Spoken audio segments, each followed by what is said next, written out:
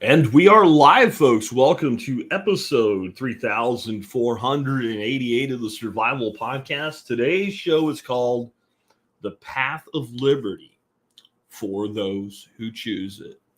You know, I've said many times that we are living in the midst of an empire's collapse. I've probably been phrasing it that way for a good 4 to 5 years at this point. Definitely pre-COVID. So somewhere in 2019 or earlier is probably the first time that I started talking about it in those terms.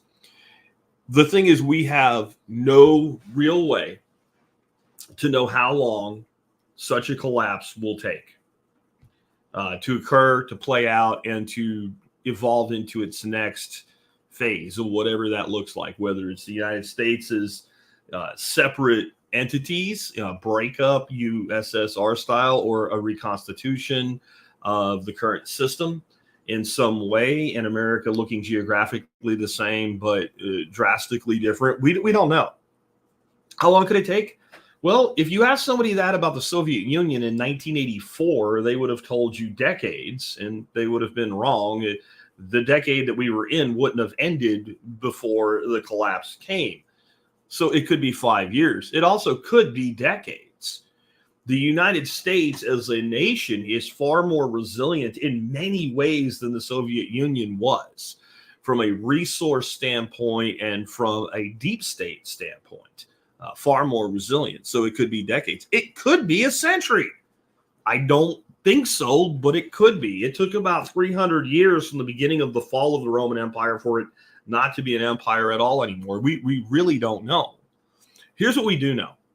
The current system is broken and can't be redeemed. And we don't know that because we're really smart and we've analyzed the current system. We know that because that's how government works. That every empire that ever existed eventually crumbled and collapsed. Every single one. And they do because the structure of the systems themselves are built to prevent redemption and reform. Give us a system that was unique and had more potential for that than any other system that's probably been given to any other group of people, at least as a form of state government, right? Like the actual system of constitutional government in the United States is not perfect, but in the right hands with the right people, it could have been a much longer experiment. But history has shown that empires collapse because when you give anybody power, they become addicted to power. And then they seek power, and they seek more power and more power. And the more they obtain, the more addicted to that power they become. And you end up with Cornell's iron law bureaucracy, and the people that actually run the show in the government are not dedicated to the mission that the government is supposed to see to, which is the good of the people. They're dedicated to the organization itself, i.e. the federal government of the country. And their only means by which to achieve that is to hold on to what power they have and always seek just a little bit more. And when you have that system, what's going to happen is as problems come in and begin to cripple and rot your empire. As I said yesterday, what happens is your empire will begin to rot on the periphery first, your control of your vassals. And then the people within the empire, as they stop seeing the benefit of being an empire, begin to divide. And they don't divide in the classic division of the fascist state or the communist state where it's leverageable and usable. That'll be the beginning of it. But as it begins to really part and you lose any unification where everybody within the home ground of the empire is like, woohoo, we are something, whatever that is. When that cohesion breaks, then the rot begins to rot from the middle out and the sides in, and the empire eventually collapses. And all while this is going on, a historian will be able to look back at any civilization that's ever happened to and say, here's 10 things these people could have done that they had all the money, all the power, and all the resources to do. And they might still be here today had they done these, 5, 10, 6, 8, 18 things, whatever it is. And a historian looking at it, it's so obvious. You know why? Because that historian is objective because they have no emotional attachment to something that happened 1,000 years ago. Right? They're just like, here's what happened. And like, look, here's where they fucked the water supply up. And here's how they could have fixed it. Here's how they deforested everything. And here's how they could have fixed it. But they don't do it. And they never do it. And they never do it. It's never happened. When you get to this state, it always eventually collapses. So we know what we don't know, and that is exactly what collapse will look like, how long it'll take, and what comes next. But here's what we do know, what we can do about it, how we can live free as possible while this goes on around us, so that our children and our grandchildren and our great-grandchildren may know liberty and freedom. And we know that to do that, we have to focus on the things that we actually control. We have to have an ability to face what's coming, which is economic, social, and political decline. So how do we do that? That's what we're going to talk about today. And we will get into this in just a moment after we take care of our sponsors of the day. And we'll go into the 5 primary means of control in the modern age. And I'll give you the bullet point list of that right now before we do our sponsors. That is money, dependence, and I mean dependence on third parties, education, regulation, and false faith. And they all, as you will see, hinge one upon each other for collective control. And if we can address those things, there's other things too, but if we can address those, we can figure everything else out to live as free as possible in the world that we watch decline around us, while others choose a path that I would call basically safety through tyranny. People literally run to the security of tyranny at a time when they should most seek liberty. It's a weird human dynamic. Go along to get along, that type of thing. Anyway, with that, let's go ahead and remind you about our sponsors today. And I get to actually have some coffee during our sponsor segments today because both of our sponsors today have video content I can just play for you. So let's start off with the Exit and Build Land Summit in Bastrop, Texas. And remember, you can virtually attend this for free as well. So you can go to the site and sign up, and you can get access to most of the presentations and speakers online in a Zoom-like meeting. Or if you want to be with the cool kids and come hang out with us, come on down to Bastrop. The entire system, government, mega corporations, the media is basically a big fraud. After COVID, this pandemic, a lot of people woke up. They pushed too hard and caused a lot of people to start questioning the status quo. We decided, let's put together an event, bring together people that want to homestead, that want to build community, but don't know how or don't believe in their ability to do so. We have the hippies and the lefties, and then we have the Ron Paul libertarians and the Rothbardian and the anarchists. This homesteading, regenerative agriculture, permaculture, living together, buying land cooperatively, that is the new path forward. It's brought together people from all walks of life, and that's what's so beautiful is that when you come together for a purpose like this, it unites everyone rather than divides everyone. Don't just oppose something, rather stand for something. The Exit and Build Land Summit has been awesome, and I would say to anybody out there who's considering doing this next year, do it. You won't be disappointed.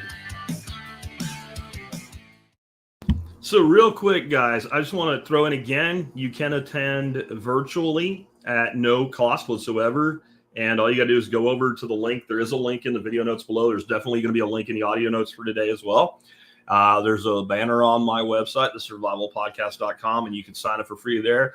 But do consider coming on down and getting to actually talk to us and be with us and hang out, because the networking is a huge value. And I really recommend that you consider getting yourself a VIP pass.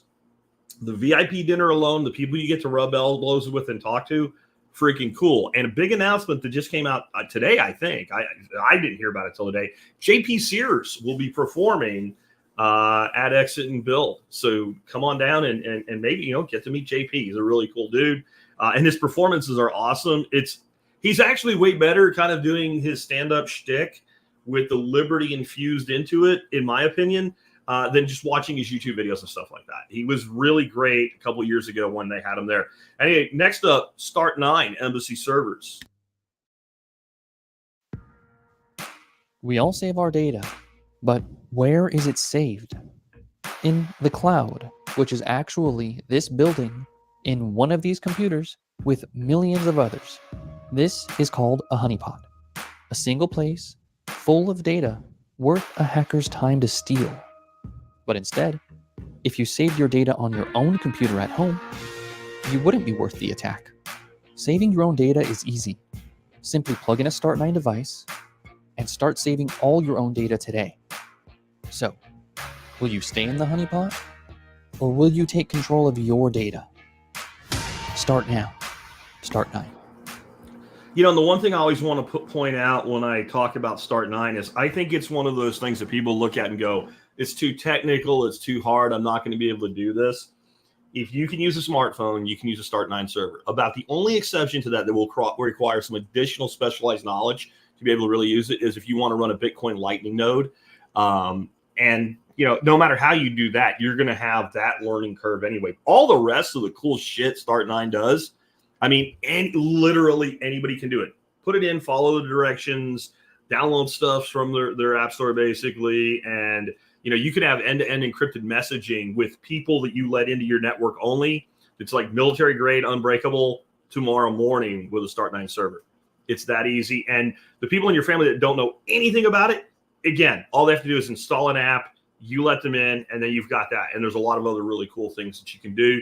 And you can access your files over encryption anywhere in the world without relying on somebody else and having a dependency on a third party, which you're about to see is one of the mechanisms of control that they have over us today. So with that, let's dig on into it and talk about what we can do to basically take a path of liberty when the majority of people are not going to do it. Liberty and freedom are dog whistle words for the majority of society. They're not real. When you tell somebody, you know, do you support freedom and liberty? They say yes. And as soon as you say, well, then should somebody be able to do this thing over here that they don't approve of, even if it doesn't hurt somebody else, they'll come up with why that can't be allowed. And so right there, they've already opted out of liberty and freedom. What most people say with liberty and freedom is, well, as long as it's the things that I approve of, then it's okay. It takes a person that is comfortable, very comfortable with themselves, very confident in themselves to say, this other person is free to engage in this behavior that I choose not to engage in, as long as they're not harming anyone else. That's actual liberty, and most people will not take that path. We're about to go through severe economic and social repercussions due to, you know, about 50 years of the stupidest living that any advanced society has ever done. And it all hinges on our decision in 1971 under Nixon to temporarily suspend the gold standard. We had already taken a huge dive in 1913, then in 1933, then in 1964. But 71 was where the last resemblance of sanity was tethered and cut away. And everything has gone to shit since then. And I've talked about it. There's a site called What the Fuck Happened in 1971. And you can go through graph after graph after graph after graph of you would say, well, you know, surely the number of administrators in education is not correlated to the decision to get rid of the gold standard. That, yes, it is. Because when you create cheap fake money, then you can just have anything you want. So then regulators start thinking about how to regulate things, and they start adding regulation. And now the regulation has to be overseen by somebody. And next thing you know, a company with 25 people has a Karen in HR. They don't even need a freaking HR department, but they have one. And, you know, over a certain number, they'll be pretty much one way or another mandated to have one. And this, again, it all goes back to that point. And as this begins to unravel, as we collectively wake up from the insanity and the stupidity that we've done, slowly the realization of what it means is becoming evident to people. That this can't go on forever. That there's a consequence to this. That we can't just keep doing this forever. That the can has been kicked and kicked and kicked. And maybe there's a couple more kicks in it, but we're going to run out of kicks. So everybody starts clamoring for what they want. And they all say it's about freedom and liberty and independence and a better world and blah, blah, blah, blah, blah. But when you tell a climate change activist, for instance, hey, look, there's solutions to your problem. They don't want that. They want communism. That's what they really want. They want communism. Now, why do they want communism? Do you think they know they want communism? Some of them do know that they want communism. Most of them think they want more equity and fairness for everybody, which sounds so wonderful. That's how you sell a bad idea with pretty words. And so naturally, as the things that are most important to them begin to fall away, anything that promises they can keep some of it, they'll grab onto it. That's how you lead people from the concept of liberty to begging for tyranny. As long as it's a tyranny that I approve of, it's okay. The shit that's going on, this is not a defense of Trump as an overall thing. But what's going on right now with Donald Trump in the political system and all these prosecutions is lawfare. And here's the reality, and this is the sick reality of it. This is being done by the left. If the right were in power and Trump had been a Democrat, right, and the exact same thing was going on in reverse, the right in general would be okay with it, and the left would say it's abhorrent because it's tribal. And that's how tyranny always works. As long as my side's in control, I'm okay with anything. And this always leads to absolute dystopian shitholes for places that were once great. And one of the big things they do with history is they deny the greatness of the empire before it fell. Maybe they'll talk about the statues they built or something. But they'll deny how great it actually was to be a citizen of one of these empires. Everybody was a slave or some stupid shit like that. That doesn't work. Slavery's wrong. Did exist in most of these empires because at the time it existed pretty much everywhere in the world. But overall, society was better if you were a Roman during the height of the Roman Republic than it was, let's say, in the hinterlands outside of it. It was. And then they destroyed themselves. And when you start destroying yourself, people start screaming to keep the things that matter to them. And so they will cling to tyranny while spouting the word liberty. And that's what's coming. Now, how do we do this? Again, money. Money is the number one way of controlling people, and money is directly correlated to your primary expenses in life. And so tell me, is there anyone out there that at a time in your life you didn't have a reserve of money, you had a job you hated, and you didn't think, I'll quit, but you didn't because I need the money? We've all been there. And if it can keep you working a job you hate, then what can't it do? What can't it do? Money is both a means of control by keeping you somewhere and leading you somewhere. We've all seen the cartoons and different things, little political cartoons and all, where the guy chases money his whole life. And when he's old, he finally has a bunch of money. He's standing at the edge of a cliff. It's the end of his life. He's ready to go in the grave. And it just kept you moving through the maze long enough to get you so it can lead you and hold you. Dependence. Having the third party control something you need or want access to, which can be your money. It can be your money you haven't earned yet, so it's an employer, right? It can be a government subsidy or handout or welfare program. If you don't do what we say, we'll take it away. It's been used throughout history, way older than you think it is. There was plenty of welfare at the height of the Roman Empire. It was part of what led to its collapse. And it wasn't for people that were poor and didn't work. It was for everybody. Everybody got a daily ration of grain, right? And that became something that after a certain number of generations, well, where's my grain, bitch? It is. I don't have to pay for grain. That's part of my right as a Roman citizen. How many things like that analogously are there to society today in America? But dependence is also things like the money you already earned that's in your bank account. Be a bad boy and we'll lock you out of your bank account, right?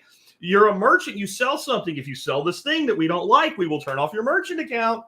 How many other forms of access? Access to health care, right? That's another thing. Next is education.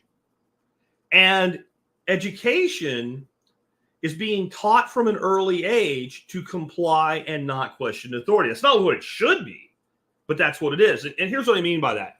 Give me a person with a 100 IQ who will comply and obey and do everything that they're told, and I will show you somebody with a 4.0 GPA when they get out of high school. Now, they may not be taking AP calculus, right, and AP physics, and like the most advanced, most difficult path through that high school curriculum, but they'll take, their algebra, geometry, algebra 2, and calc or trig, and get A's and everything. Not because they're smart, because they comply and do everything they're told the way that they're told to do it. They'll be procedural. They'll obey. You got it? That's all. So we have a system that educates people that the best thing you can do for your own good is to do what you're told without questioning authority. And while you're in their fake little education bubble, it seems to be true. Because even if you're like me and you're a rebel, you do notice, hey, this guy over here that's basically a little bit smarter than a box of rocks, he's getting better grades than me in geometry because he really cares about obeying and doing the thing the right way. And I don't give a shit, right? So I'm sitting here getting a B. He's getting an A. He works really hard for his A. I barely show up and get my B because that's good enough for me, right? But even when you're in that state, and even when you've consciously made that decision as a young person, you do observe that the people that obey get rewarded. That's what education is. Education has gone more to training than teaching. And training has a place. There's a value in being trained, but you should know the difference. Training is conditioning an organism so it has to respond the way that you want it to respond under certain stimuli. I can train a tree. I can train a tomato plant. I can't teach a tree. I can't teach a tomato plant. I can teach a person or train a person.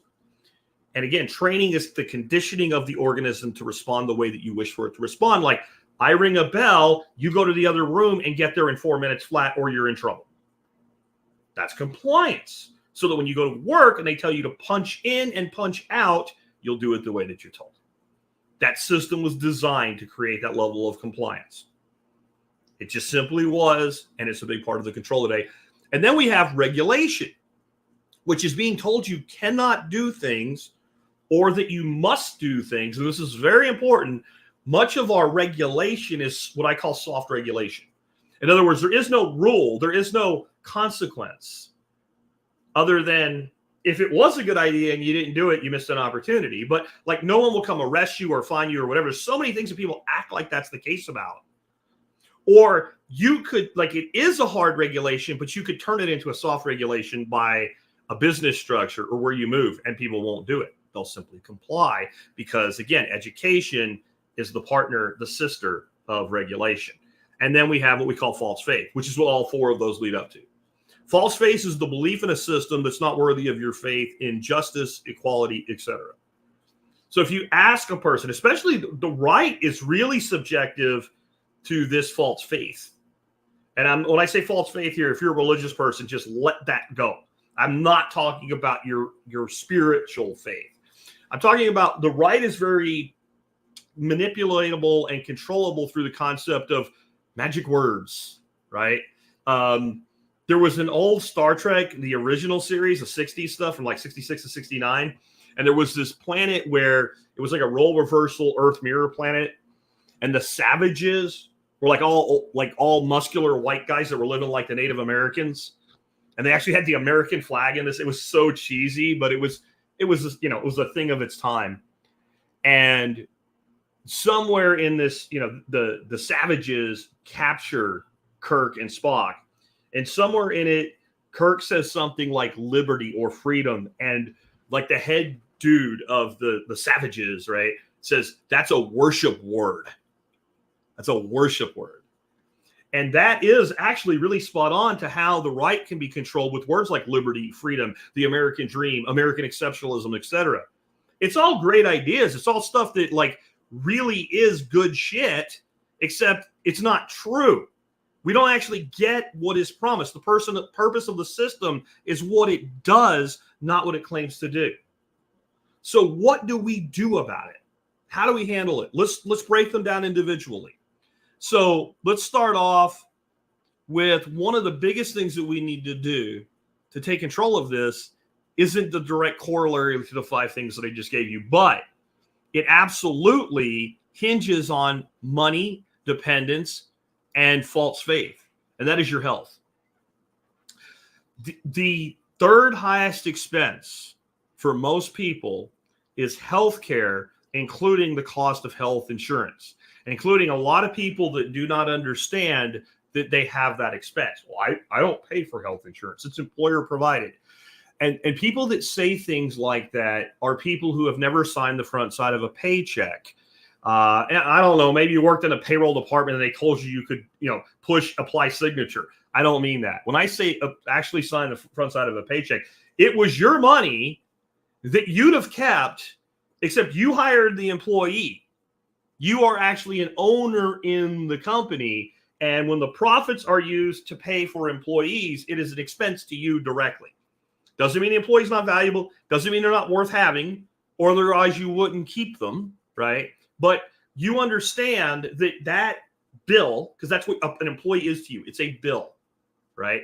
It's a bill I have to pay every week, every 2 weeks, on the 1st and 15th, whatever. That's what an employee is to a private employer, not a government institution, right? And so I know that person has an expense. And I also know that person has a market value. And I know that I have to compete with competitive employers. Even if it's not a direct competitor with me, there's still a competitor for my employee. I need a marketing manager. I run a firm that makes blue widgets, right? You run a firm that makes, I don't know, dresses for turtles. It doesn't matter. We don't compete with each other. Blue widgets and turtle dresses are not competitive products. But if we both need a good marketing manager, I have to compete for the marketing managers that are available on the market. I want the best one I can get. So do you, to sell your turtle dresses. It's a really stupid idea. So you actually need them more than I do to come up with some bullshit that convince people to buy turtle dresses. So we have to compete for that person. We will have a budget with which to compete for that person with, and we will have certain conditions of employment to compete for that person with. And if you don't think, if my company, Blue Widgets Inc., provides full health insurance to my employees, that I'm not counting the cost of your health care in the salary that I'm offering you, then you're an idiot. And you're probably not going to make a good marketing manager either, because I most certainly am. So when you have employer provided health insurance, if that would cost that employer, let's say $500 a month, that's at least your $500. The reality is, since your employer will probably pay less than you, if that plan would cost you $750 a month, that's how much you're paying for insurance, because the money could be freed up and made available to you, right? So you need to understand how expensive health insurance really is. Even if you don't pay the bill directly, you're still paying it. It's a lot like this. When people say stupid shit like, well, I don't want to own a property because if I own a house, I have to pay property tax on it. So that doesn't make any sense because I'm renting my own house from the government. And so I'm not going to pay property tax. I'm going to rent. Okay. You're renting from me and you're acting like I didn't take my property tax expense, stick it in my spreadsheet to determine how much to charge you rent for. I'm not paying it, idiot. You are. And you have to start thinking this way. And if you can't think this way, then it's proof that the education system is flawed or works exactly as intended, depending on which angle you're coming at it from. Right? Okay. So diet is the most important and ignored aspect of human health that we have. Now, I'm not going to get on my carnivore keto soapbox with you. I'm just going to say, cook with one ingredient foods. Make the food your fucking self. Don't eat the seed oils. Don't eat anything with high fructose corn syrup in it. And if you pick up a box and you're reading it and it has a whole bunch of shit in there that doesn't make any sense, don't buy that and don't eat it. That's it. I think anybody can do that. You can be a vegan and you can do that. You can be a vegetarian. You can be a lacto-ovarian vegetarian. You can be a personal, what is it called? A pescivore, right? They'll eat fish but won't eat red meat or something like that. You can be a full-on carnivore. You can be anything in the dietary spectrum of choice and follow those rules. I would add to it, it's impossible probably to do if you're a vegan or maybe even a vegetarian, but you should not be getting more than 100 carbohydrates a day. Like once you go over that for just about all people, you run into the risk of fucking up your metabolic health, which is where all the rest of your health stems from. And all of a sudden you're experiencing autoimmune diseases and all these chronic conditions that were almost unheard of just 55, 60 years ago. So take control of your diet, because that's going to make your health expense less, and it will open up things for you. The healthier you get, the less expensive insuring your health for catastrophic problems is. Getting into most of the health shares and things like that, you have to be certain body size, weight, a lot of times you have to have a physical that is far more intensive than a health insurance physical, things like that. And so that just drops the cost of everything. Now I have more money. Because it is one of the biggest expenses we have is healthcare. Exercise is necessary too. There's people say diet and exercise, and they never explain what that means. Or they're advertising these toxic ass GLP-1s, Ozempic and all the knockoffs. People are paying $20,000 a year to literally wreck their bodies. That's what these drugs do. They wreck your freaking body, and they cost lots and lots of money unless it's under your insurance because you're type 2 diabetic, which also wrecks your body even worse. Okay. We need exercise though. And I don't care if you are in a gym pushing weights. I don't care if you're jogging. I don't care if you're walking. What I mean by exercise is you need daily physical activity sufficient to put some level of a burden on your body.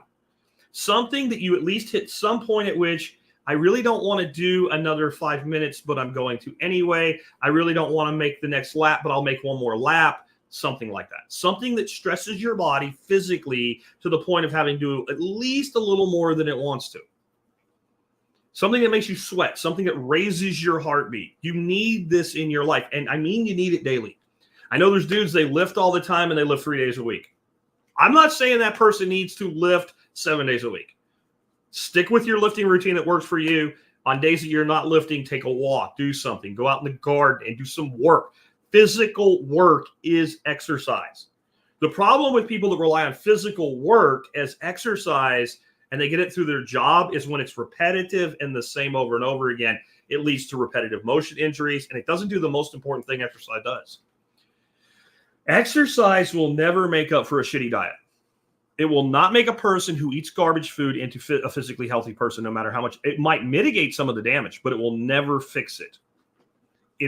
Physical health is not the most important part of physical exercise. Mental health is. People that get physically active, put some level of extra requirement on their body, and do something and feel at the end of it they accomplish something, they are far more mentally healthy. Have you noticed, like, the left is notorious for having more mental illness than the right? What else is the left famous for? Being lethargic, right? Not exercising. Not only not exercising, there's plenty of fat ass right-wing dudes, right? We see them all the time, big beer bellies and shit, but they at least value exercise. They don't shit on it. They're like, I know I should, but I'm busy working at the factory or whatever. And I'm just tired. And they're fat because they're eating garbage food. But the left has actually become consciously objectionable to the concept of exercise. They literally write articles that say you're a white supremacist if you work out. Why? I don't know what, I know why, but I'm not going to get into that today. But why do they get depressed? Because when your whole life has no real feeling of accomplishment and meaning, they might have jobs.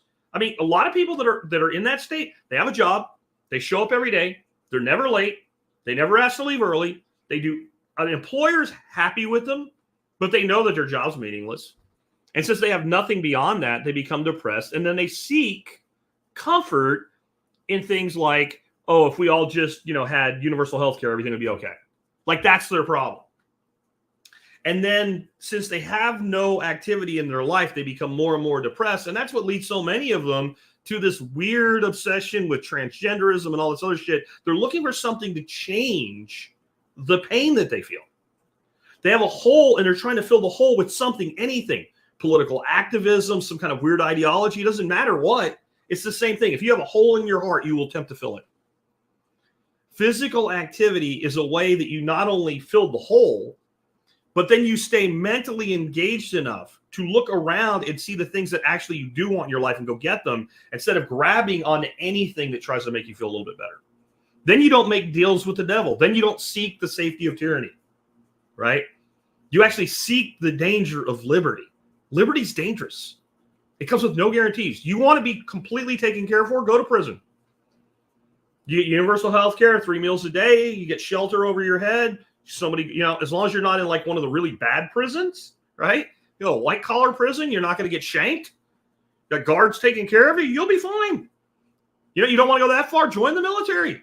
You'll get universal health care in the military. You'll get guaranteed housing in the military. You get a guaranteed meal in the military. And they'll pay you. But you won't have liberty. As a former soldier, I can tell you, you do not have liberty when you're in the military. They literally, they don't do this in the army. Army, they call it leave. I think it's the Navy. They literally refer to it as liberty when you have a pass to go do what you want. So if you were granted liberty, what does it mean? It means you don't have it. Get outside. This is something else that a lot of the liberty movement, a lot of the right-wing movement, to be fair, a lot of people are beginning to realize, like, get out in the sun, right? All the way down to people that are like suntanning their balls or whatever. You don't have to go that far, but get outside. We were not, whether you believe we were created or evolved, I don't care what you believe or some combination thereof, it didn't happen in a house. It didn't happen under fluorescent or LED lights. It didn't happen where we didn't have the exchange of oxygen with plants and animals. It didn't happen in a vacuum. It didn't happen where we were insulated from bacteria and viruses, which make up more of our body and genetics than human cells do. Get outside. That's also important for your mental awareness and your mental health. Why do you think they told you to stay inside during the COVIDs when getting outside was way more important and way more healthy of a choice for you? There was literally no risk of anything by going outside. They told you to stay inside. Absolutely asinine. But if you want to weaken a society to a state of control, keep them in their house and afraid. Fuck up their mental health, their physical health will follow. I've had people tell me too, and this is the other side of this before we move on to the next segment. I have had people sit on my back porch with me who are overweight and out of shape, and I talk to them about diet, not because they're overweight and out of shape. I don't do that. You ask me, then I volunteer. That's how that works. And so then I start having that discussion, and they also have some mental health issues. And they're like, well, I'm going to get some counseling and all. When I get my mental health right, then I'll be able to get my physical health right. Wrong answer, fucking backwards. Physically take back your health, and your mental health will get much better. Maybe you need some more, people that deal with trauma and all, you need somebody to talk to or whatever, but get your physical health taken care of, because that is a decision. Don't eat this garbage and get some exercise and go outside. It really is that simple for most people. Move on to money. Money's the primary means of control in society today. And as long as money has existed, it's been the primary means of control. This is why governments claim sovereignty over money. This is also why, in the original formation of the United States Republic did not claim sovereignty over money. We didn't. We used the Spanish piece of a silver coin as a primary monetary unit in America. And when we began to actually print money in America, to coin money, silver and gold, we put images on it that were not politicians, dead or alive, right? It was an image of a Native American or an image of Lady Liberty. And the money didn't really fall under the sovereignty of the nation. We just took over responsibility to coin it. And the government became the guarantor of the money's authenticity. In other words, if it was minted, at Carson City Mint in Nevada, and you looked at it and it was a coin and the edge was right and it had the mint mark on it and it weighed the right amount, then you knew it was really a silver dollar. But in the end, it wasn't the U.S. claiming sovereignty. When a nation claims sovereignty over the money, you have moved into the world of fiat. In 1913, we really took the first step of that, but again, it was gradual over time. 1933, we'll just decide that an ounce of gold is worth more dollars. No reason for it. No price discovery. No market. We'll just do it. 1964, we're going to make quarters out of freaking, clad copper instead of silver.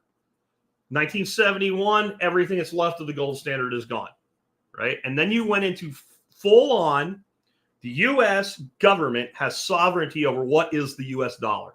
Once you have that, you have complete control. It's the primary means of control, because since I can print and issue money, I can steal value from the person who already earned it without even taxing them.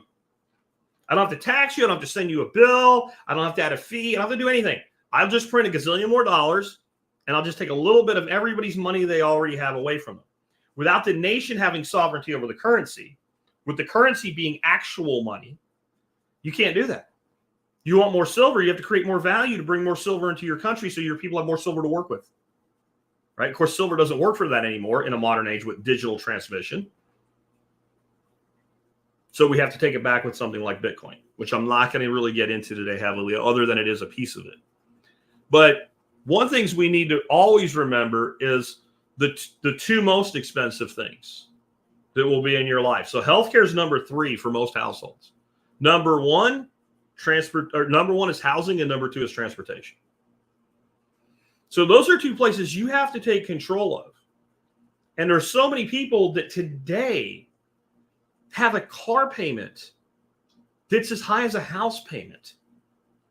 And I understand why. But we have to be more creative in our solutions. Like, we're at a point now with the truck that we're leasing from Toyota. We're about 4 months left on our second lease extension, and we're going to have to turn it back in because I'm not buying it for what they want for it and for the payment they want for it under the financing terms they want for it. We'll either find somebody that'll make us a deal, or I'll go out and I'll buy a $14,000, $15,000 vehicle for cash. And most people say, well, I can't do that because you don't control your money. But I'm telling you, if you don't control your money, then money controls you, and people who control money control you. And you can see this more in fascist societies than any place else, and that's what you have. Years ago, I was at a workshop with Dave Jackie, who wrote Edible Forest Gardens, really great permaculturist, really nice dude. I like a lot of things about him, but he's definitely a lefty. And it somehow, some bullshit, like there's no need for it, but he injects politics into his workshop, and we're talking about fascism. And he said it's a system of political control. And I said, well, it's a system of economic control. That's what defines fascism. He says, no, it's control. And I said, what controls people more than money? And anything he came up with, it was still money. Well, class division, how you divide the classes based on economic money. Money is the primary means of control, so you have to control it. Jobs are a means of control. They're not bad, but you better understand this dynamic. It's easy to break free of what's being done to you if you can identify what's being done to you. So I've employed people. And the reason I employed people is I needed them to do a thing, and I was willing to pay to have the thing done instead of do the thing myself. Or I needed the company to grow, and I didn't have the manpower without adding another employee. And when I did it, I wasn't being nefarious like, oh, bitch, you will work for me or I would have taken your money away. But in a way I was. 2 days into it, dude shows up late for work. Come on, let's go sit down and talk. You can't be on time unless there's a good reason and it's not a regular occurrence, and at least you let us know it's going to happen. You won't work here anymore. I know full well when I have that conversation, it's entirely right for me to do. It is not right for the other guy who's always on time to witness this and the guy gets away with it, right? It's going to fuck up employee. But I also know why it works. If I wasn't paying that guy, I'd have he'd go, you know, fuck you, Jack, and just walk out the door. But since I'm paying him, he has to pay his bills, then he is going to comply with what I ask right up until he doesn't have to because he has another option. So how do you end up in a position where if you're going to be a JOB person, you're not completely under the thumb of your employer at all times? Always have another option. Be so in demand and so wanted and so well known for your personal brand that somebody else always wants you. And as long as you don't wear that out, like you can abuse that. If I look at your resume and you've been in 8 companies in 6 years, I'm probably not even going to interview you. But if you have enough of a reputation in what you do and enough connection, then you can be the uncontrollable employee, especially if you're good at what you do. You can come to me and if you don't show up for work, I'm going to fire you. But you can be like, you know what? I only want to work 3 days a week. Or I'll work 2 days a week from home or whatever it is. If you're really good at what you do, and I know you're in demand, I'm way more likely to make a deal with you. You need to understand that dynamic. If you don't, all you will ever be is, I hate putting it this way, but somebody's bitch. You may choose whose bitch you are. You may change whose bitch you are, right? Like, I want to go work for him and I'm tired of him. I'll go work for her. But you're just going to do whatever you're told. And you'll never develop a separation from that control. You have to identify a thing first. Like for a person who's an alcoholic to recover, right, and enter recovery and break the addiction, what's the first thing they have to do? Admit they're an alcoholic. If you're being controlled by others and you don't wish to be controlled by others, the first thing you have to do is accept that you're being controlled by others. And there's also a very famous saying, and lots of people believe it. And it's because it's a partial truth. And that saying is, it's not what you know, but who you know. You know who believes that? Poor people believe that. Poor people believe that. You know who believes that? The person who sees a person doing really well, and instead of saying good for them, says that must be nice. Must be nice. See a guy driving a Ferrari with a hot wife, and you're like, must be nice. You'll never have it. You'll never have it. What you know is incredibly important. Yes, who you know is important, but it's not the most important component of things. If you know people, if you're connected and you're good and you're valuable, the network will help you in immense ways. But if all it is that you know people, if all it is that you're connected and you're not any good at what you do, I hope you're a politician, because that's about the only way that that's going to work out. You're going to have to be in some kind of bureaucratic or political position. If you're actually someone that companies hire to do shit, no matter how much your connection gets you in the door, once the bottom line isn't there behind what you're doing, you're freaking gone. And you're only going to do that so long before the network itself, the who you know, suffers. There are people I know that if somebody picked the phone up and called me today and said, hey, I'm interviewing so-and-so to be our CEO or our marketing director or whatever it is, I'd say, well, hire him fucking now before somebody else does. And there's people that I know that I literally haven't talked to in 5 years. That's the answer I would give. Mike Case, who I worked for at Sage Telecom. If somebody called me for a reference on Michael Case, I'd say, you better get him before somebody else gets him. There's also people I know, I really like them as a person, that I would just say I really can't. Since I don't want to throw them under the bus completely, be like, I really can't tell you much about their life right now. So you probably need a different person to talk to as a reference who's closer to them at this point in life. Because, I would use the excuse, I haven't talked to the guy in 5 years ago. He was okay, but I have no idea how good he is today. Because I do not want my name associated with their bad decision, because I do not have faith that that person will execute well. So you can know me and I can like you, but I'm not going to connect you unless I know the connection will come off. I don't have to benefit me, but it better not hurt me.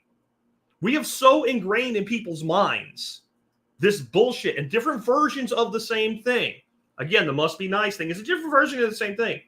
That what happens is people make an excuse for their failure due to the success of somebody else. And once you get a society there, bring on the socialism. Why do you think they did it? You didn't think they knew what they were doing when they did this?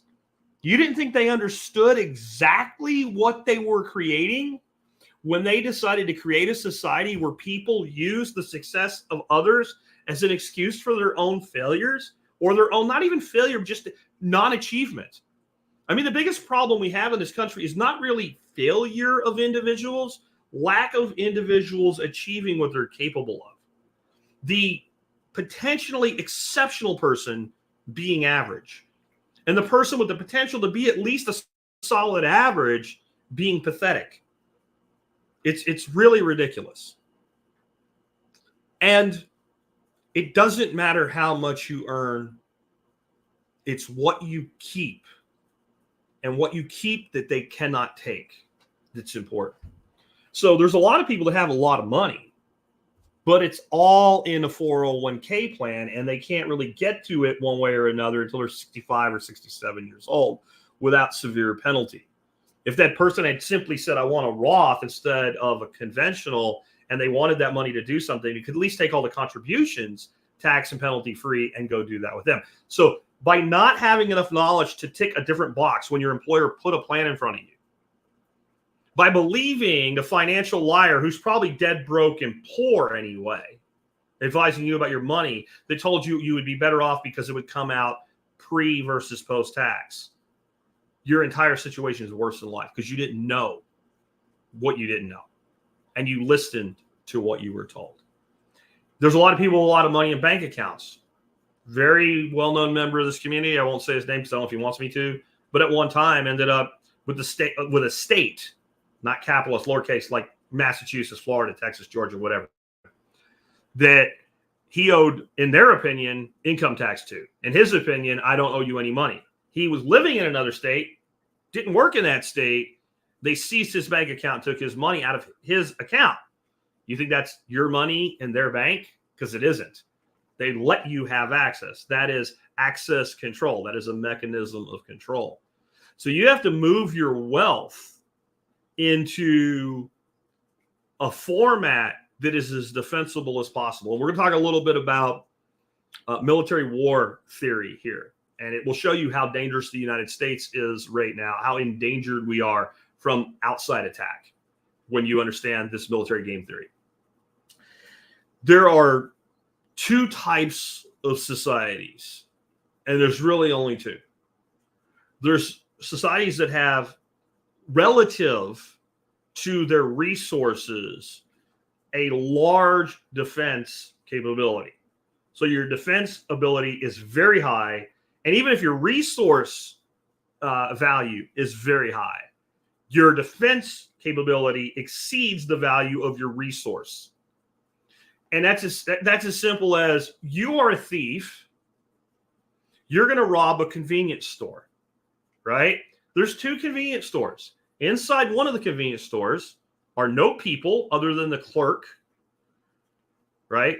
The clerk is a small framed female, and there's a sign that says guns are prohibited at this location by everybody, including employees, because the person who owns the place is just that stupid.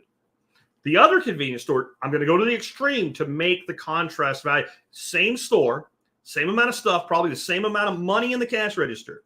Standing in front of the door of that location is a dude with a tactical shotgun and a security badge.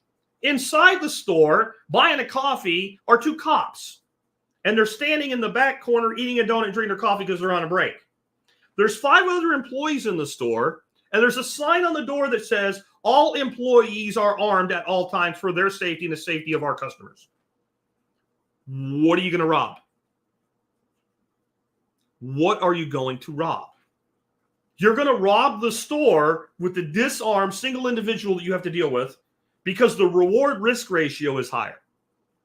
What the United States has been good at up till now is having such an incredible defense net that even though we are the cherry of the world for resources, I don't think I want to do this. Of course, now we're emasculating our military, pissing money away, building planes that fall out of the sky, talking about building solar-powered freaking tanks and other stupid shit. Now, whether we actually do it will have a lot to do with how fast this decline occurs. We will see. But I didn't tell you that to point out the danger to the country. I told you that to teach you the danger to your own assets. You need to make your assets incredibly costly to come after relative to their value. Whether that's with corporate, a company holding a company holding a company, and insurances, and hiding who really owns this company over here, and it's basic asset protection 101, or whether that's, I'm going to sweep my reserve capital into something like Bitcoin and good luck picking the right atom out of the universe. Even if you know I have it, good luck. It's mine. You can't have it. Fuck you. Right? Well, you have to give it to us. Go take it. Good luck. See, you're creating an incredible defensive sphere around your assets. Having assets that are valuable to you, but not to the state, not to other people. People tend not to understand the value of a tree that produces food, right? They don't understand the value of even a little homestead and the food that it produces. So there's multiple ways to do that. You need to think that way. How do I make what I have, what I earn, what I keep so well defended, it's not worth the trouble of coming after it? And the millionaire secret to this is you look as poor as possible on paper. You look like you own nothing, if possible, or as little as possible. Anyway, you take that from there. Next is education. Now, I want to make an announcement right now as I go into this segment. Tomorrow, I'm bringing Mitchell Earl on. Mitchell is the CEO of a company called Discover Praxis. that is revolutionizing education. And it was part of why I decided to do the subject today. I'd actually planned on doing this show next week. And I'm like, what a great setup for this, especially this piece of it. So Praxis is like an alternative to college. It's a 36-week boot camp. I am so impressed with the product they're producing, as in the education and the mindset of the people that have studied there. I listened to a young man who's a student there talk about it today, and he was talking about moving from a permission mindset to a value mindset. And the way he described it is, let's say you work for a company and they have a crappy website. The permission mindset is you go to your boss and go, sir, I noticed we have a crappy website, right? And I was wondering if I could make some suggestions of how we can change it. He's probably going to tell you, shut up and go back to making widgets. But the value-minded person will build a brand new website. Beautiful.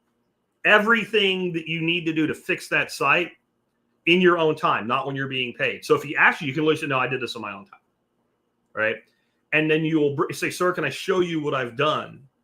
And they'll show it to their boss. And even if that boss says, we're not going to use it, we can't, whatever bullshit reason, your value in their mind just went way, way up. You're the guy that's going to get the projects and the additional opportunities and things like that. So that's what we're bringing on. We need more of that in education. But for you to deal with where we are today, you need to realize that education should be enabling learning. But what is it? Good citizen training. And when I say that, I mean in the minds of the people that want the citizens to obey and do everything they're told. Put on the mask, live in the pod, eat the bugs. Yeah, that's what it is. It's compliance training.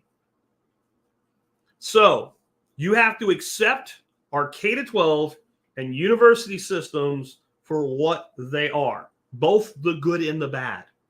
Every time I have this conversation, people think Jack is 100% opposed to college.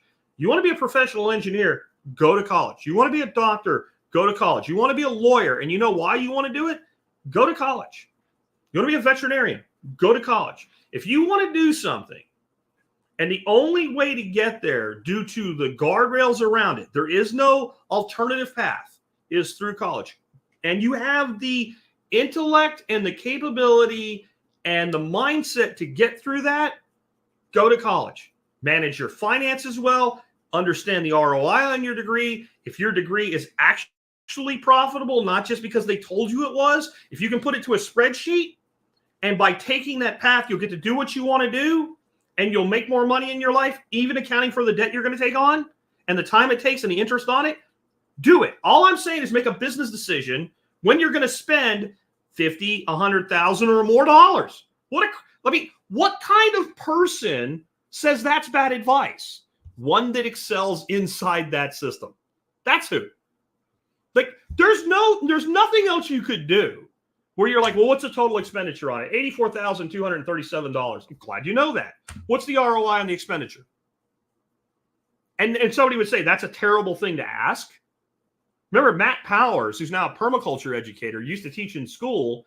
He had kids build spreadsheets to determine the job they thought they wanted, the education they thought they wanted, what the ROI on it was, and they almost fired him for it.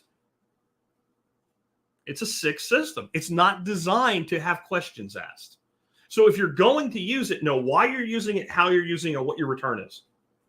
And if all those check off, then you are, because I'm going to tell you, probably 25% of society not only will excel at, but is right for, will do well with, and do well after a university setting.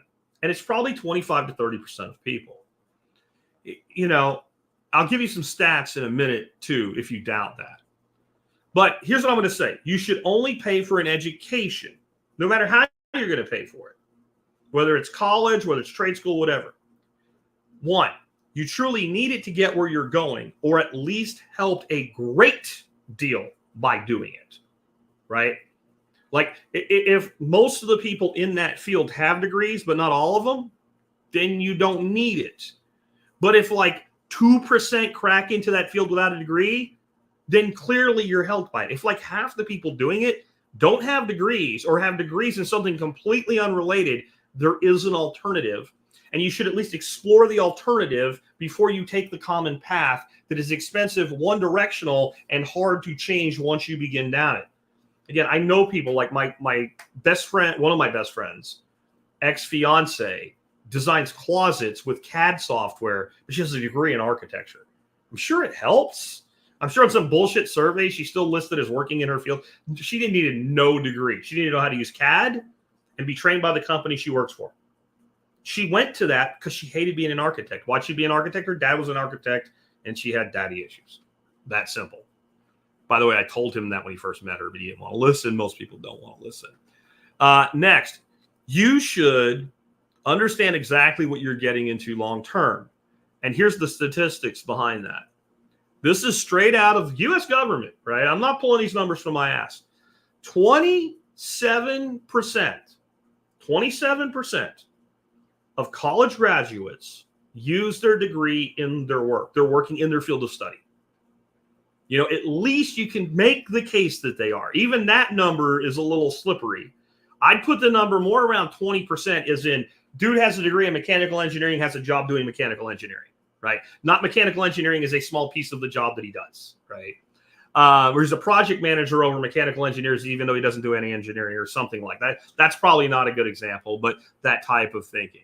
27% use their degree in their field of study.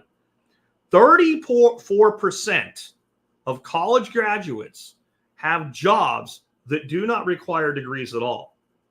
So a full third of the people that spend 4 years or more of their life successfully complete a degree and end up saddled with debt, end up with jobs that never required the degree.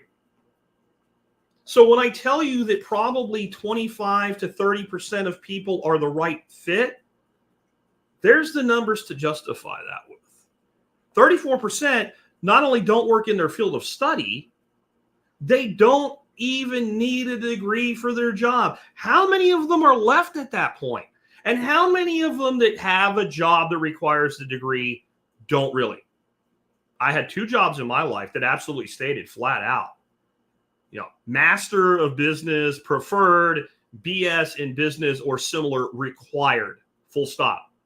Both jobs, I got them. Why? Because I was well known in my field and had a good personal brand. And what they really wanted was somebody that could manage salespeople and write big numbers.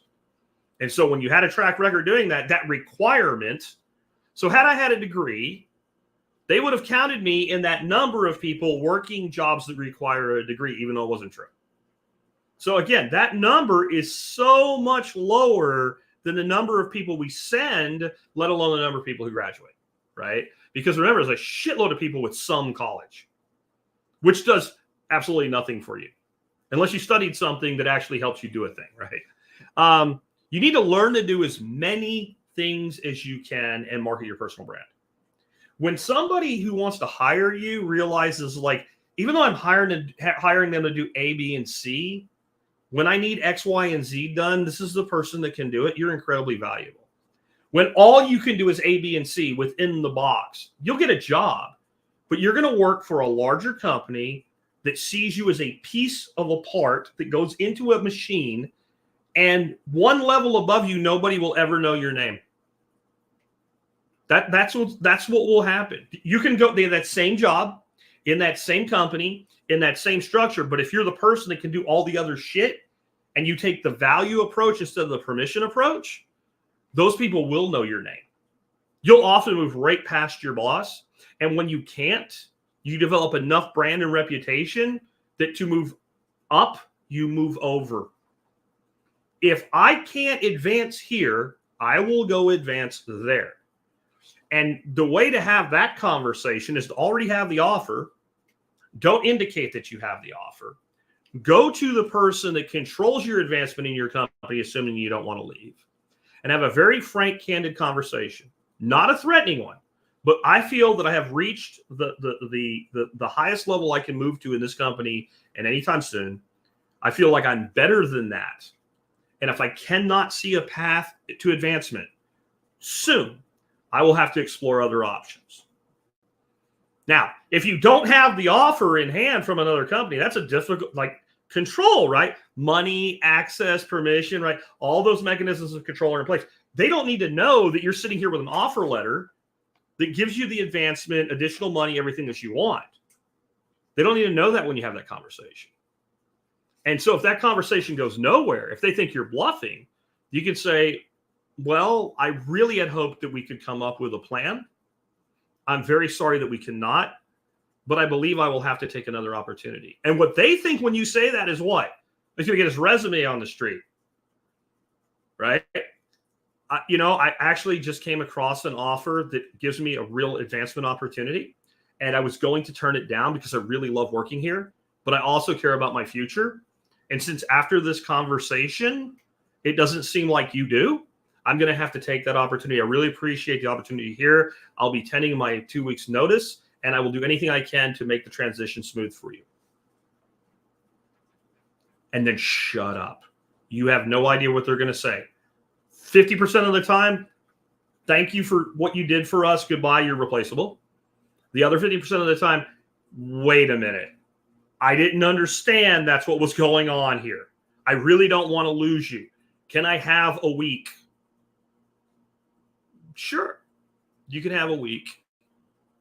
You can have a week. That's how long you have to get back to me with why I should stay. And it's not just more money, obviously, in that position. It's I want advancement. I want to further my career. And if I can't do it here, I'm going to go do it somewhere else. We don't teach people to have that conversation. We don't teach people to think that way. And there's a reason. It's disruptive. It is not compliant.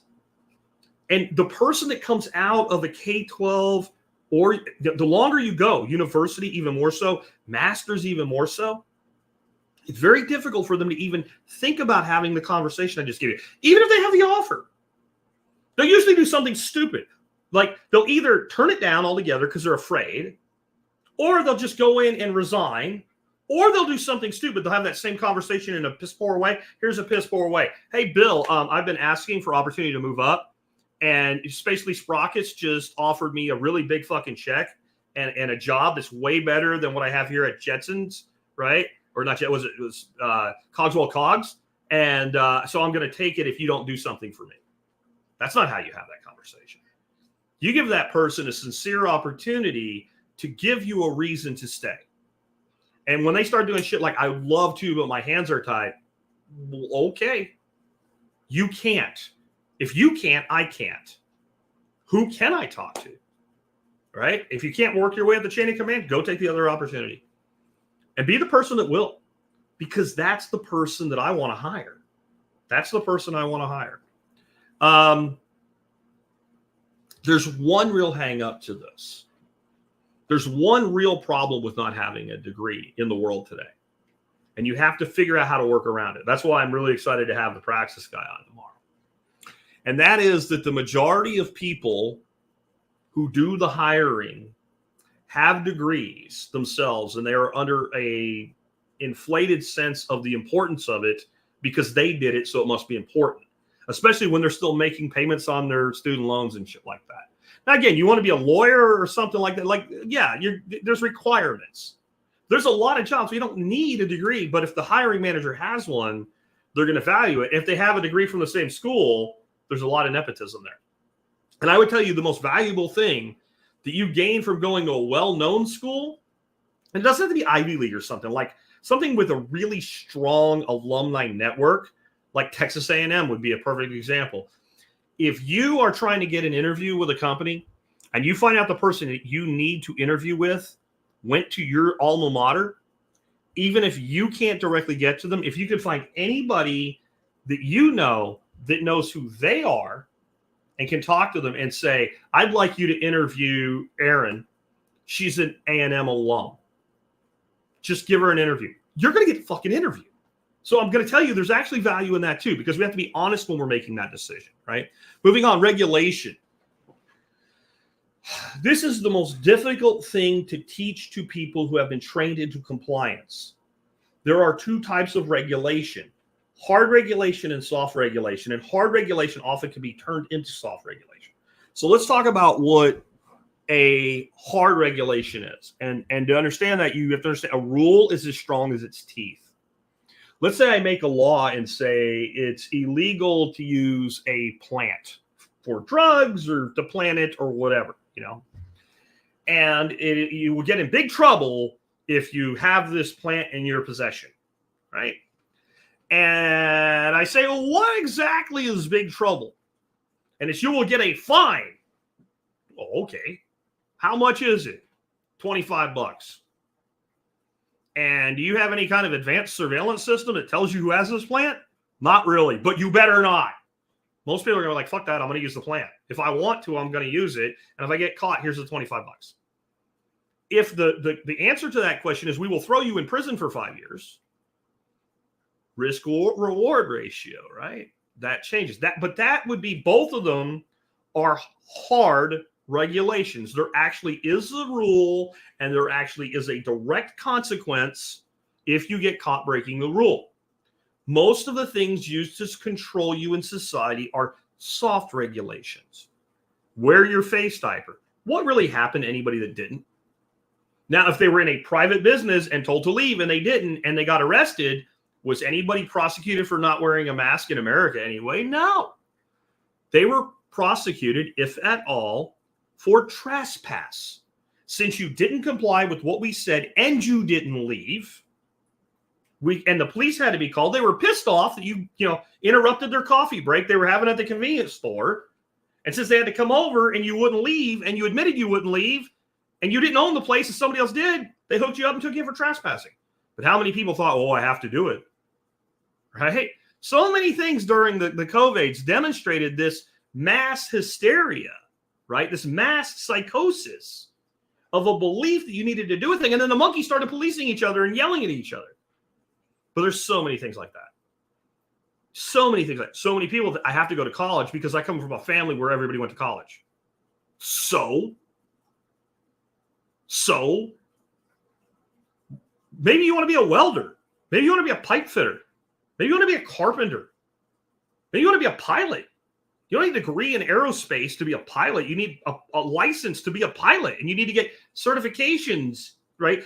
Does anybody think that a airline pilot is a dead-end job? I mean, with automation and all, it might not be what it used to be, but does anybody like, what do you do for a living, Bill? Did you ever go to college? No, I never went to college. What do you do for a living? I'm an American Airlines pilot. I fly 737s between Dallas and Atlanta and back. And like, oh, dude, you're a loser, right? No. How'd you? I went to aviation school. I got my private pilot's license. I went to the military. I had military experience. I came out. I got my cargo rating, my passenger rating, and now I'm a pilot for American Airlines. Bill's not a loser. He's got a badass job. He broke the rule. He was, somebody doing that job. I know there's the whole didn't earn it, DEI thing now, right? But most people that do that job, like, they had to be somewhat exceptional people to get to that level. They were probably people that were told, Bill, you're really an amazing student. They probably had teachers like I did, like, John, why don't you let me help you with your college applications? Right? In my junior year, I had teachers like basically begging me to just do a little bit better in a couple courses and let us help you. I don't want to do this. I don't want to do this. I'm bored here. I'll be more bored there. This is not for me. But see, this soft regulation, and how many things like that are there in life where people think they have to do something that they don't. They follow the rule because it's expected of them. Those are soft regulations, and they do more to control you than hard regulation. Next, even hard rules are often easy to break or circumvent. Sometimes all you have to do is move, right? All I have to do is move. Sometimes you don't have to leave, let alone your state. You don't have to leave your county. Do you know how many things I can do where I live that people down the road from me 1.5 miles can't? And they don't even have a government saying it in the classic sense. Like the people I'm thinking closest to me, but it's not the city of Lakeside that makes them do the things. It's their own private government called an HOA. And then when you get into Lakeside proper, then there's a whole list of other things that you can't do, plus the HOA bullshit for that development that's there. And what does it all mean to me? It means nothing. It means nothing. I want to put a building in. I put a building in. Right? I have a septic system. The only requirement where I live to build structures is a septic system. It was signed off on 1978. I never have to do shit again. I can do anything I want because of where I live. I don't even have to charge local sales tax where I live. I only have to charge the 6%, 6.25% that the state charges. Right? My entire business model, my entire life model is different because I live a mile and a half away from other people. Now, does that always work? No, but there's always something that can be done to reduce hard regulation or mitigate it, some way to get around it. You have to think. A lot of times it's just education. If you did this thing, if you did this structure, if you use these words instead of those words, you can get it done. Sometimes it's not even a direct, indirect regulation. Sometimes it's just a misunderstanding. When we did the permanent ethos farm, we're like, we better have insurance. All these people come in there and seeing stuff and, you know, using tools. If somebody gets hurt, we're in deep shit, right? Like puts a chainsaw on their thigh, we're going to be sued into oblivion. All the partners, we're going to lose everything. So we're like, we need insurance. So the partner that took over getting the insurance goes and tells the insurance company when they say, well, what type of entity is this? They say, well, it's an LLC. And the insurance company's like, no. What do you do? And they said, well, we're a permaculture farm. Like 2 weeks go by, we still don't have insurance. And there's all this angst. So finally we have, a virtual partner meeting on the phone. And I'm like, well, what is the problem? And this partner tells me what's going on. And I'm like, tell me I have a farm. Leave the word permaculture out. And he's like, it can't be that. Call the agent up. Tell them we have a farm, not a permaculture farm. They don't know the word. Don't use it. Instant. Here's your quote. It was like $1,300 a year. Did everything we needed to do because we used a different word. How many places is that the case? How many times if you sell a thing, it's illegal, but if I give it away when I sell something else, it becomes legal. Like I can't sell this thing to you, but I can sell this thing to you, and this thing comes with a free that thing. Okay. Status jiu-jitsu. That same farm, we wanted to sell raw milk. It was before Roy, out of our audience, who's running for ag commissioner there, who's done amazing activist work in the ag side of things in West Virginia. They recently got raw milk passed where it's available in West Virginia.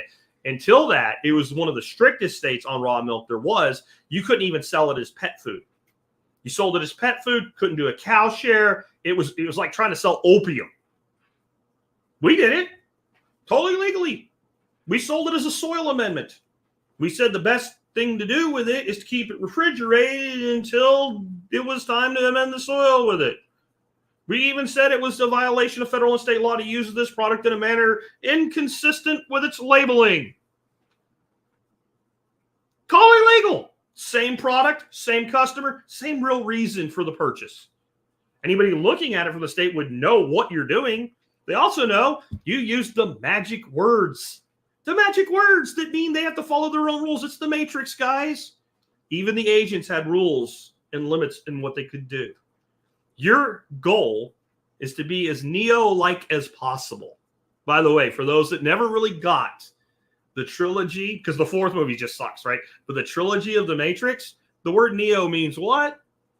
New. The end was telegraphed from the beginning. New, Neo, new, restart the whole thing. Anyway, moving on. Understand that many of the soft rules only have power due to the two of the other things we're talking about today: education and false faith.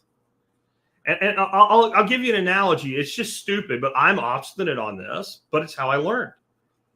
Somewhere for people that are probably 40 and younger, and it may even be a little younger than that, they made a rule change with typing. You hit a period, you hit space, you start the next sentence. If you're like me, you're 50 years old, maybe a little younger, definitely if you're older. What do you do when you get to a period? How many times do you hit the space bar? 2 times. Does it really matter? It does to me. I much prefer to read with that typesetting of that double space at the end of the period. It helps me visually, because I've done it my whole life, break those sentences up a little bit better than just a period. It's not a comma for F's sake, right? But Sony made the rule change. There are people that will get very angry about this. Who's right? Right? It's all based on what you learned, how you were trained to keyboard and type. I'm like, I'm going to do it. And there's nothing you can do about it.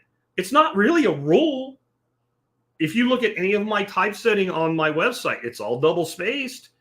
If I had a job where I was a professional writer and I got paid and my employer got to dictate that, you know what I would do?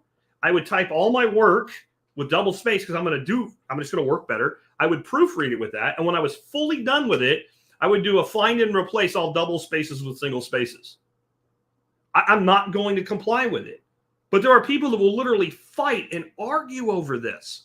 You know, another one, boiling frog. You know, the boiling frog analogy is bullshit. If you put a frog in a pot and slowly turn up the heat, it will try to get out.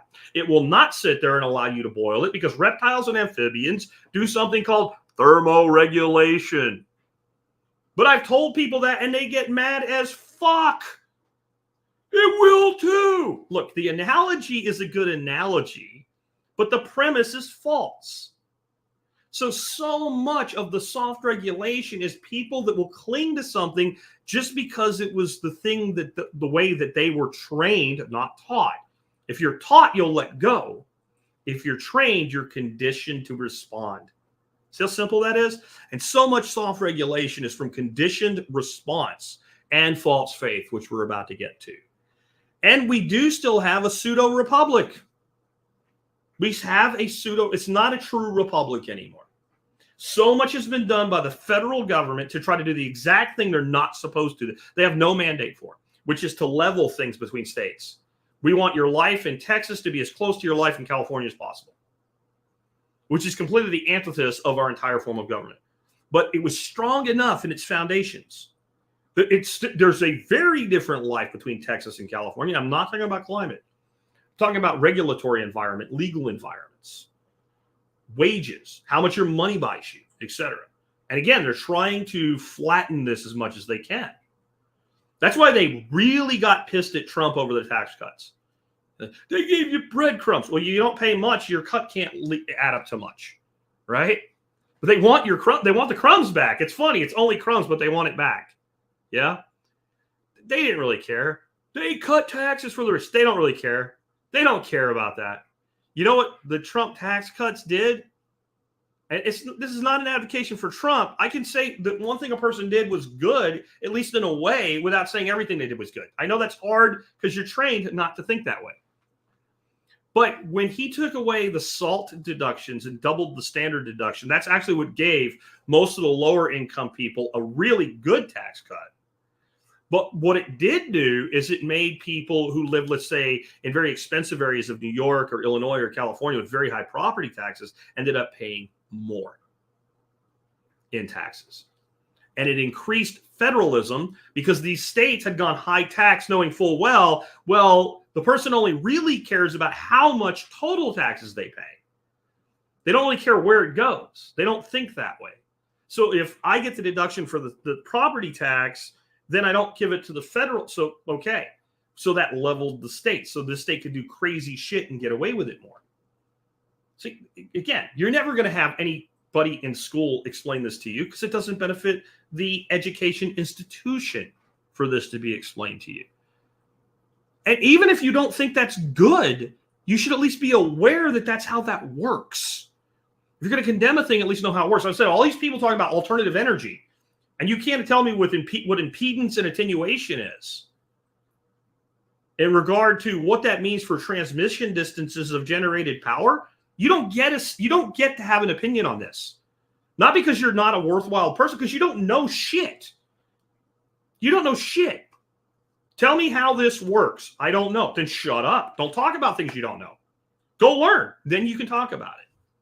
I think that's a reasonable position to have. Now, false faith. This is when you believe there's no problem or that someone will fix it for you even if you don't do anything. This is a problem we have in the power sector right now. Sean Mills talked about it a few weeks ago.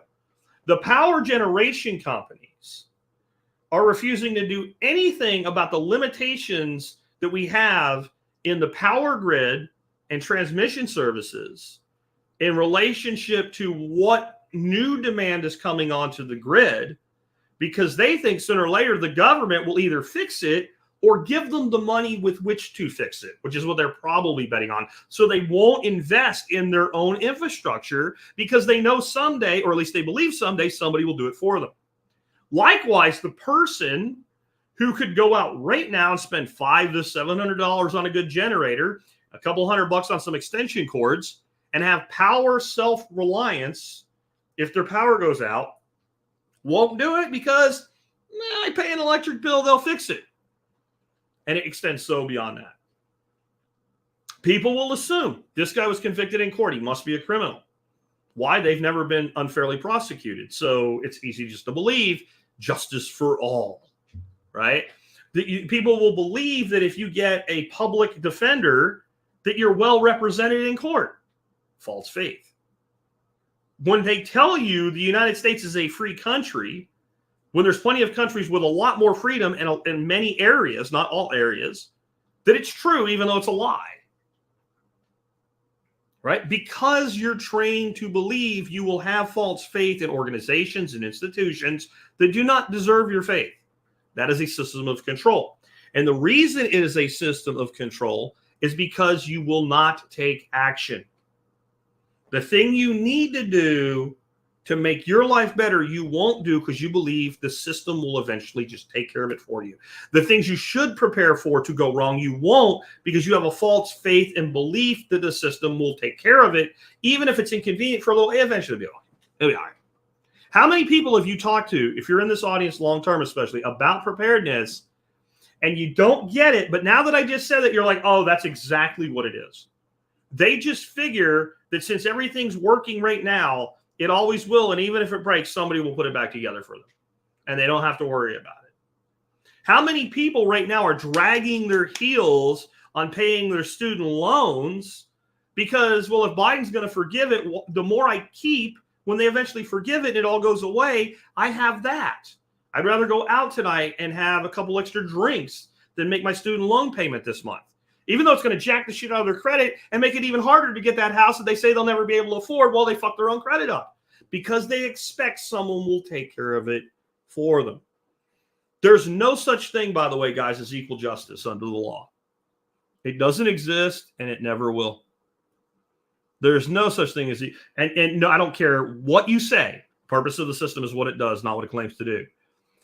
If I had been accused of all the crimes Donald Trump is accused of, I would be in prison right now. I'm not saying I belong there. I'm not saying he belongs there. I'm just saying if it was me, I would already be in prison. I would say if I was accused by the authority with the ability to prosecute, I would be in prison. If you accused me of it, just random people, no. I would be in prison. You don't think that a person that, let me give you 3 people. Doesn't matter what the crime is. All are accused of the same crime. All of them have no priors. All of them are in the same jurisdiction, same prosecutor, same judge. One person has a net worth of about $500, cannot afford an attorney of their own at all, has to rely on public defense. By the way, they're all the same color, same race, same age. Yeah? Just to be totally clear here, right? The middle person has a net worth of about $1 million, well-connected, has a good attorney. Okay? Third person is worth $100 million, not even a billionaire, $100 million, has one of the best law firms in the country. Who's going to end up worse off in the end? Who's more likely to do jail time or prison time? Who's more likely to get off with a slap on the wrist or nothing at all? Right? And you can say, well, we should fix that, but we're not going to, and it can't be done. It can't be done. It's not going to be done. It's not going to happen. And if you believe otherwise, that's false faith, and false faith will control you. Let's compare it to religious faith for a second, but let's make up something that's completely ridiculous. You believe in a magical entity known as Gibbers the Crab. Gibbers lives on an asteroid in outer space, and you're so mentally deficient, you really believe this is true. And you believe that Gibbers is going to show up on August 1st of this year and fix everything. How many bad decisions are you going to make? Now, clearly you're mentally delusional, right? You probably need some serious help you're psychotic or schizophrenic or something. I don't know. I'm not a psychologist. But you have a real problem because you believe in something that's not true. How is it any different if you believe that your government really cares about you, it really is doing its best for you, and is really trying to help you? How is it any different? In fact, it's way more dangerous because Gibbers the crab is not very plausible. And anybody around you is going to tell you, dude, what? No. And at least since you're so delusional, you think it's going to be relatively soon, a few months out, that day will come and Gibbers won't show up. And you might actually go, wait a minute. But if you believe in something nebulous like government taking care of you, then they just always get another chance. Every 4 years, you're going to vote harder. Yeah.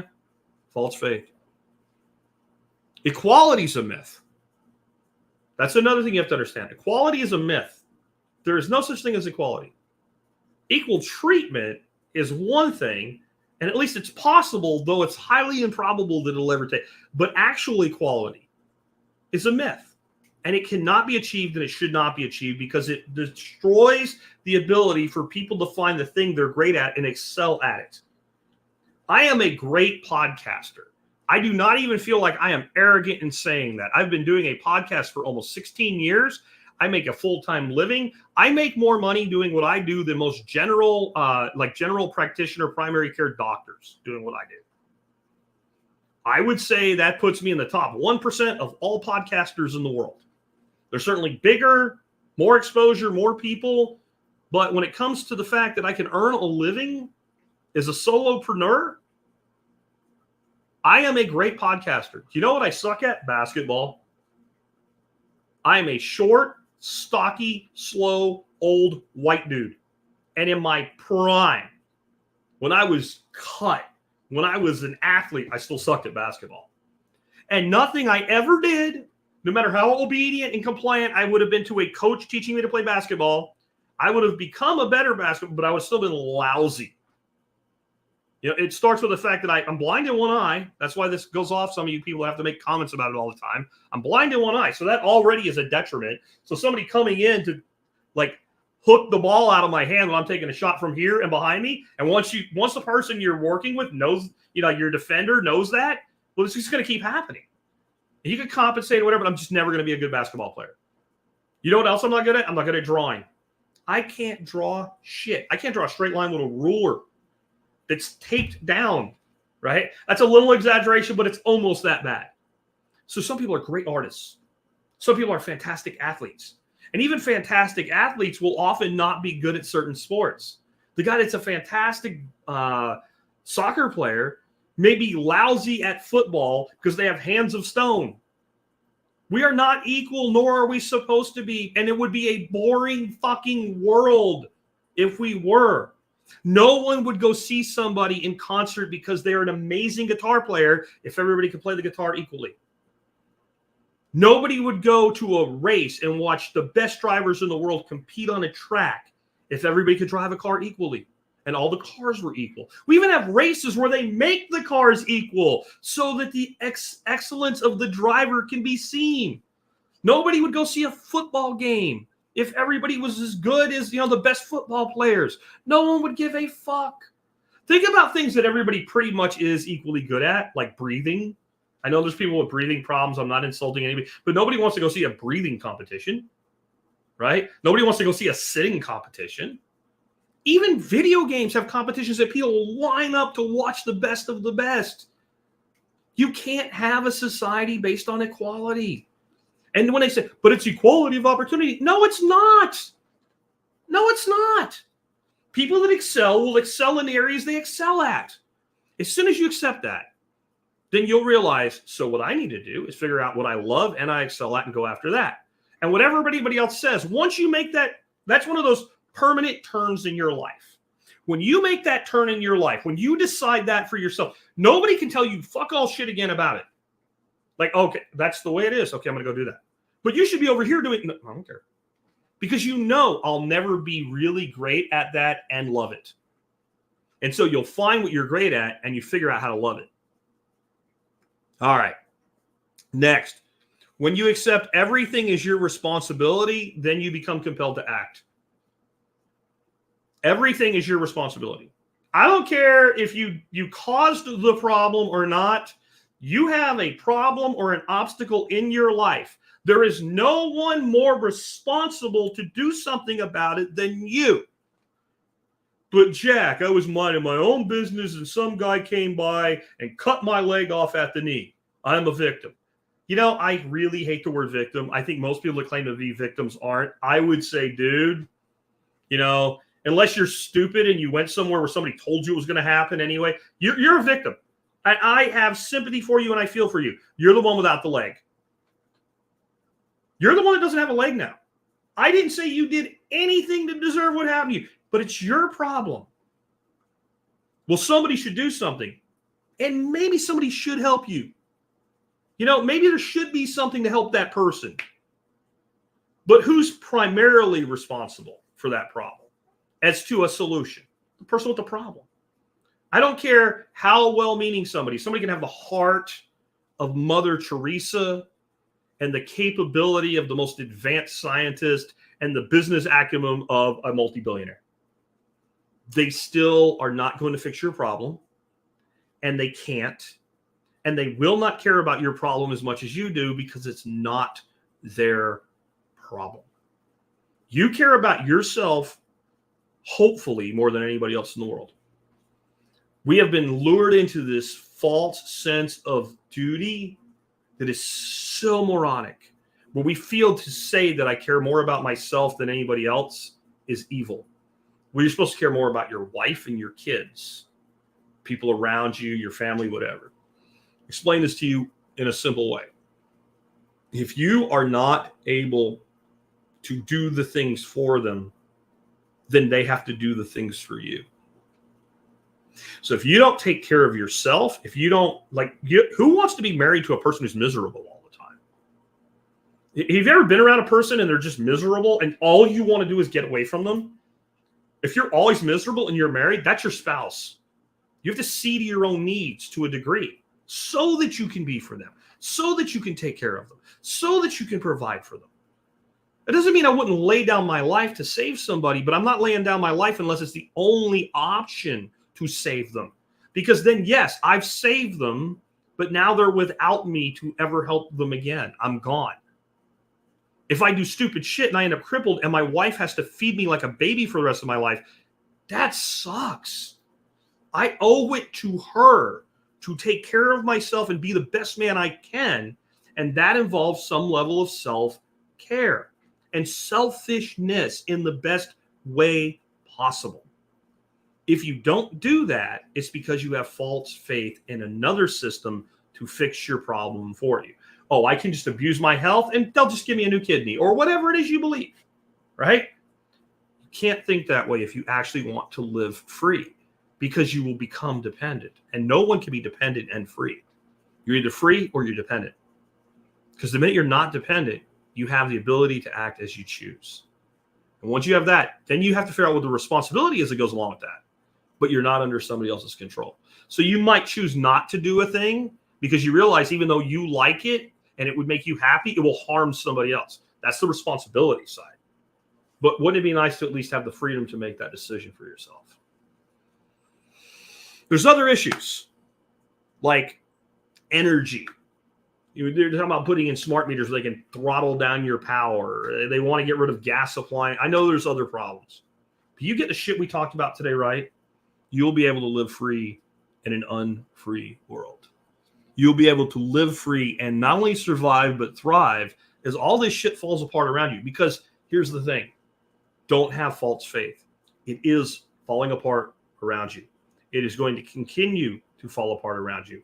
And it is going to get much worse before it ever gets better. This could be a short cycle of reconstitution or a very long one. You may die and we might be right at the middle of it or the bottom or on the way up. I don't know. I don't claim to be a prophet.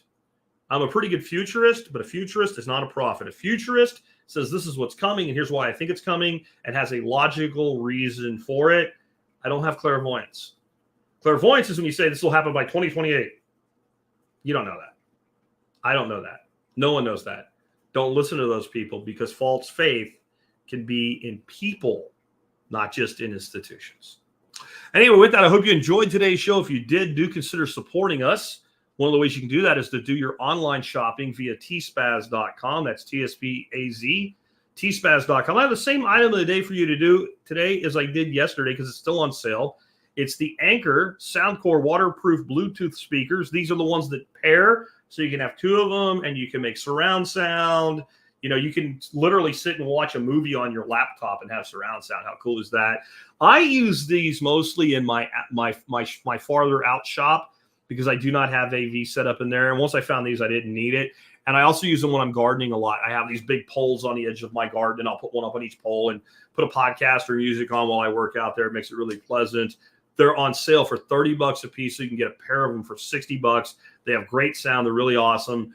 And I'll also remind you guys that I think they still have that Vivor Vaxular that I've been talking about on sale as of today as well. Some of you are still continuing to pick that up, and there's links to all of that in the show notes today and in the video notes below.